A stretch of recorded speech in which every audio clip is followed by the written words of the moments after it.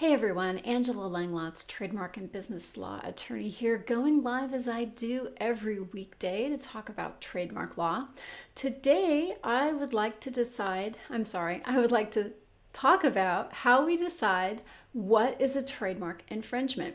Now, a proposed trademark, we'll call that the junior trademark, infringes an existing trademark, which we'll call the senior trademark, if it is likely to cause confusion in the mind of the consumer. Now, what does that mean exactly? Sometimes we can look at something and say, oh yeah, that obviously infringes. Now, I did an example of this a couple weeks ago, maybe it was a couple months ago, I forget, about Bock versus Bock. Remember the beer video that I did where we looked at various factors in the appearance of the trade dress, the overall look and feel of what was being offered to the consumer. Now, here it is again, just in case you forgot.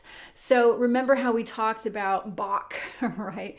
Bruegel Bock versus Shiner Bock. And if you look at these two, I think anybody would agree that, hey, if I were running into the store and grabbing something off of the shelf, I could very well be confused about the source of the goods when confronted with both of these packages on the shelf, right? So this is an example of how sometimes visually we can see something and go, yeah, that looks really similar. But what about cases when we can't?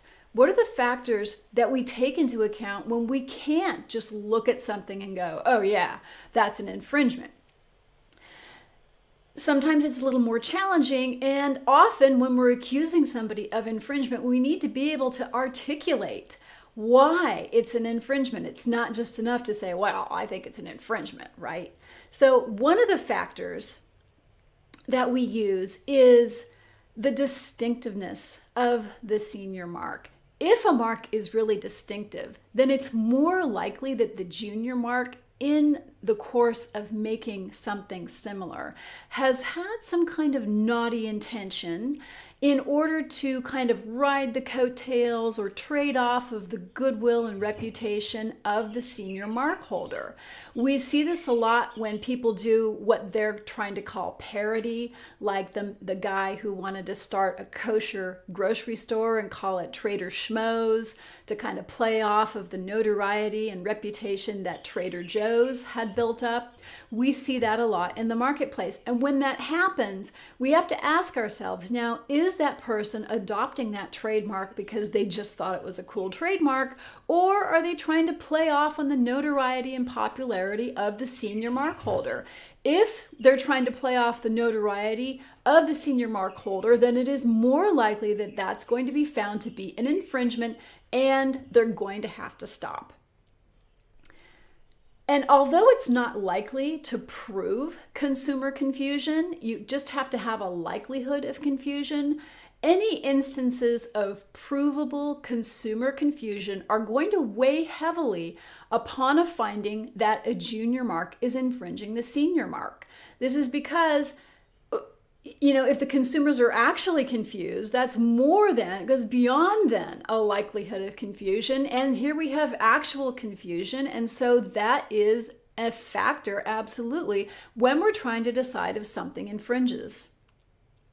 Trademark owners are also allowed a reasonable zone of expansion for their product line. For example, if I'm producing t-shirts, a line of novelty t-shirts, and a junior user starts using a similar mark on baseball caps, there's a likelihood that I could expand my business as the senior user to the baseball caps, right? That's a natural zone of expansion because people that produce novelty t-shirts also produce baseball caps. So if the mark is similar and they're in part of my natural zone of expansion, I, as the senior trademark holder, am going to have an easier time asserting that that's an infringement of my trademark. What else? Well, the point is, there's no one bright line test for infringement. it takes into account, the whole infringement analysis takes into account a number of factors, but we always look at the infringement or the alleged infringement in the context of the goods themselves, the landscape of the products that are being offered, not just by the senior user and the junior user, but other users, what's common in the marketplace, and then we make a decision. There's no one test. We take into account a lot of different factors depending on the context in which we are conducting the analysis. I'm Angela Langlotz, and if you found this video helpful, please share it. You can find me online at trademarkdoctor.net. You can also find me on Facebook at facebook.com/trademarkdoctor. If you like my Facebook page, you'll be notified every time I go live, which is every weekday right here on Facebook.